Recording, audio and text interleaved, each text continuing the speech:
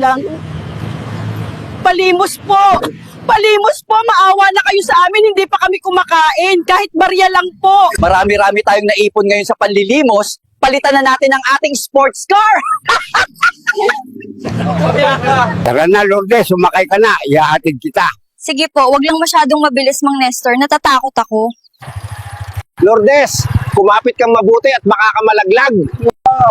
Wow! Swerte mo naman, Mang Nestor. Sana all. Shoutout guys! Dahil good mood ako ngayon, mamimili ako sa mga kapitbahay ko kung sino ang uutangan ko. Samahan niyo ako guys! Let's go!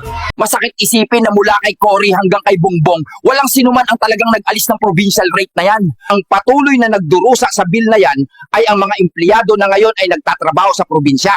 Sana ay matanggal na yan. Wala tayong magagawa, mahal mo na. Ebat adan. Ang pera, madaling hanapin yan. Pero ang mabuti at tapat na kaibigan, mahirap hanapin. Mas mahirap pa sa semento na to. Sunugin ang mangkukulam. Wag! Lahat kayo may bembang sa akin! Baka wala na mangkukulam. Wow, ang laki nitong buhaya.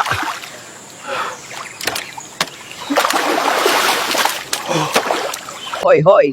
Ang mga politiko sa Pilipinas, pag may kaso, nagkakasakit. Pero pag eleksyon na, tatakbo na naman ulit. Hindi ka na makakauwi.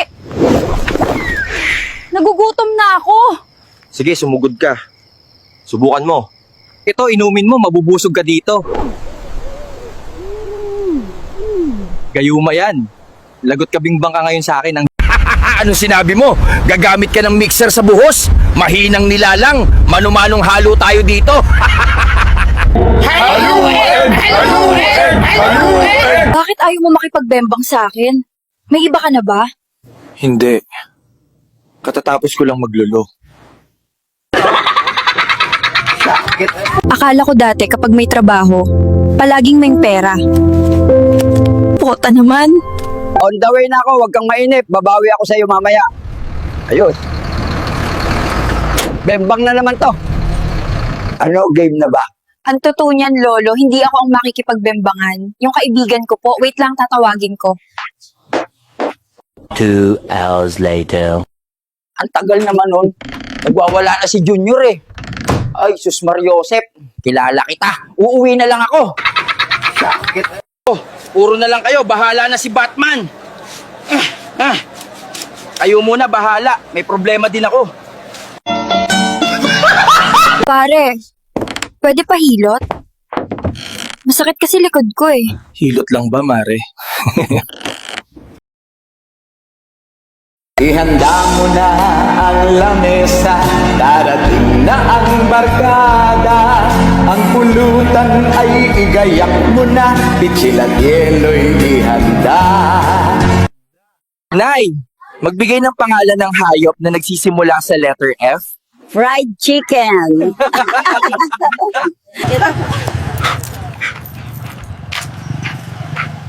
Ang taba naman ng baboy mo.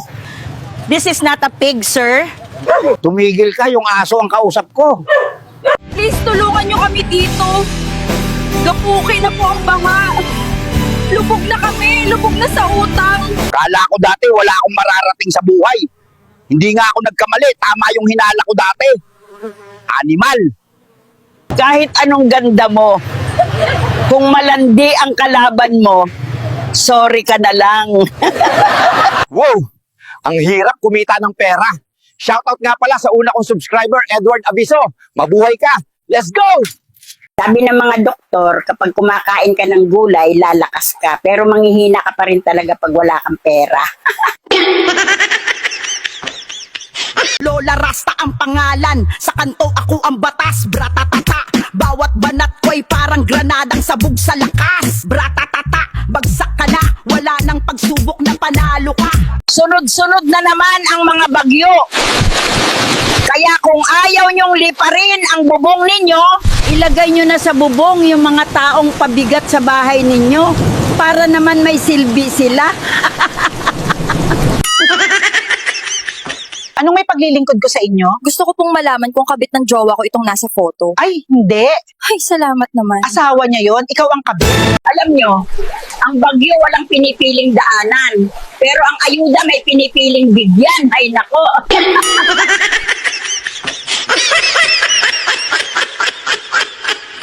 Kayo, 18 senador, pag mahirap ang nagnakaw, gusto nyo agad ikulong. Walang tanong-tanong.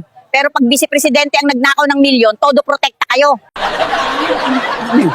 Mare, sino ba naman ang nagluto ng mga handa nyo? Hindi masarap. Ibalot ko na lang kaysa masayang.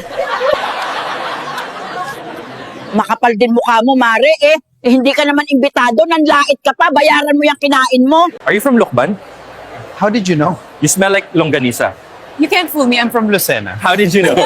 Because you smell like tinapa. Hoy, ikaw. Paalala lang ngayong tag-ulan. Kapag hindi mo manok, huwag mong sabawan.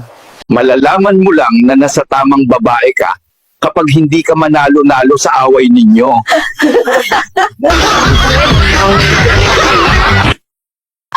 Mare, may gwapong dumadaan. Ang magpapangit ka? Hello, Pogi. Where are you going and from?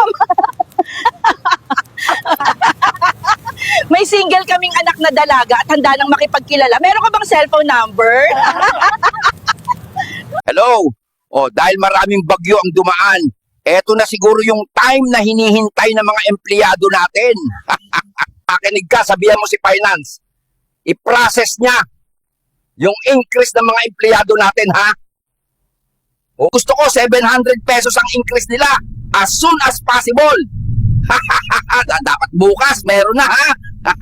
Nakikita ko sa kapalaran mo. Nayayaman ka na bukas. Talaga po, yayaman na ako. Oo, sa panaginip nga lang at hindi sa totoong buhay. Iha, anong pangalan mo? Di ba manghuhula kayo? Bakit di nyo hulaan? Ikaw si Roberto. At dati kang lalaki. Kandilang nakasindi at kadiliman. Ito ang nakikita ko, iho. Bakit may mamamatay ho ba? Hindi, brown out sa inyo mamayang gabi. May nakikita akong masamang espiritu malapit sa bahay nyo. Talaga po. Oo, ang kapitbahay mong chismosa. Nararamdaman kong gutom ka. Oh, nay, gutom ako. Ako din. Magpamerienda ka muna bago ka magpahula. Nakikita ko may paparating na. Siya na ba? Yung the one? Hindi, yung utang mo, sisingilin ka na bukas. Iha, may nakita akong lalaking papasok sa buhay mo. I love life. Hindi, taga-billing ng Meralco. Nabitin ka ba? E-share mo ang video na to at e-follow si Roel Electrics para sa part 2. Salamat sa panonood. Boss, kamusta ba dito? Hindi ka ba natangay? Tangay na tangay ako, boss, ng utang, hindi ng tubig.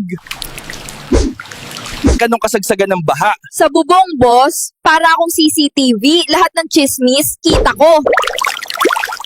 Ano pinaka nakakatawang nakita mo nung bumaha? Yung pusa ng kapitbahay, nag-surfing sa tabo. Olympic level, boss. Manong, ano masasabi nyo sa sunod-sunod na bagyo? Wala naman akong pake dyan. Basta may solvent, ako pa magliligtas sa kanila. Ano pinaka nakakatawa sa baha? Yung tsinelas ko naghiwalay, pre. Yung kaliwa, umabot ng Bulacan. Miss, hindi ba kayo nahihirapan pag bumabagyo? Hindi naman, mas masarap nga pag umuulan eh. Jabol, kamusta dito sa barangay tuwing naulan? Tanginang ulan yan. Kung tao lang yan, nilapa ko na yan. Taga Valenzuela ako. Tuwing umuulan, inaabangan namin na parang Netflix premiere. Umaasang isususpinde ng mayor namin ang klase. Taga Valenzuela ako. Tuwing tag-ulan, parang dagat dito, kaya pwede kang mamangka at kumita. Taga Valenzuela ako. Kapag tag-ulan, parang jet ski ang motor ko kapag may booking. Woo! Wait, taga Valenzuela ako. Tuwing tag-ulan, parang swimming pool ang loob ng jeep namin. Hoy, Manong! Malulunod na tayo! Taga Valenzuela ako. Tuwing tag-ulan, kahit may bagyo, tuloy pa rin ang trabaho. Langoy lang kami ng langoy na parang mga sirena. Woohoo! Chicken!